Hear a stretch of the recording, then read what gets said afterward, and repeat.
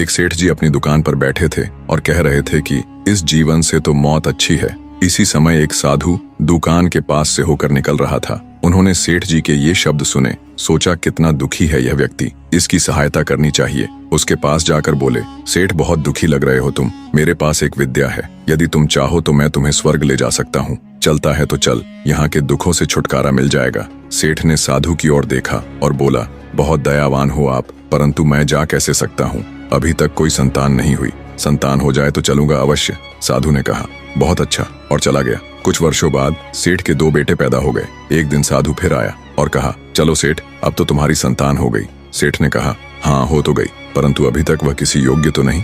लड़के तनिक बड़े हो जाएं तब तुम आना, मैं अवश्य चलूंगा। लड़के बड़े हो गए। साधु फिर आया तो सेठ नहीं था। पूछा उसने कि सेठ कहाँ है, तो पता लगा कि मर गए हैं। साधु ने योग बल से देखा कि मरकर वह गया कहाँ, तो उसने पता लगाया कि दुकान के बाहर जो बैल बंधा है वही पिछले जन्म का सेठ है। उसके पास जाकर साधु ने कहा, अब चलेगा स्वर्ग को। बैल जो सेठ था उसने सर हिलाकर कहा, कैसे जाऊं, बच्चे अभी ना समझ हैं, मैं चला गया तो कोई दूसरा बैल ले आएंगे। जितनी अच्छी प्रकार से मैं बोझ उठाता हूँ उतनी अच्छी प्रकार से दूसरा बैल बोझ नहीं उठाएगा तो मेरे बच्चों को हानि हो जाएगी। ना भाई, अभी तो मैं नहीं जा सकता, कुछ देर और ठहर जाओ। 5 वर्ष व्यतीत हो गए। साधु फिर वापस आया, देखा तो दुकान के सामने अब बैल नहीं है। दुकान के मालिकों ने एक ट्रैक्टर खरीद लिया है। उसने इधर उधर से पूछा कि बैल कहाँ गया। ज्ञात हुआ बोझ ढोते ढोते मर गया। साधु ने फिर अपने योग बल का प्रयोग करके पता लगाया तो पता लगा कि वह सेठ अपने ही घर के द्वार पर कुत्ता बनकर बैठा है। साधु ने उसके पास जाकर कहा, अब तो बोझ ढोने की बात भी नहीं रही, अब चल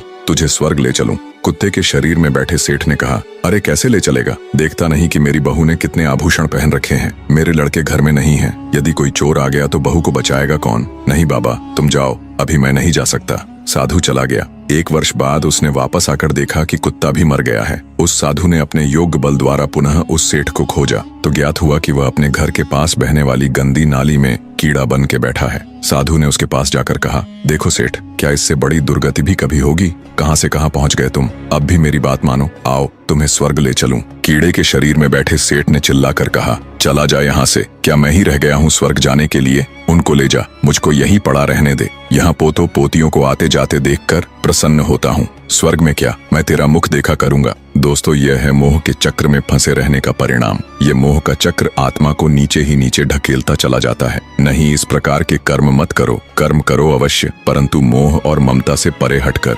दोस्तों, वीडियो पसंद आई हो तो वीडियो को एक लाइक करके चैनल को सब्सक्राइब जरूर करें। धन्यवाद।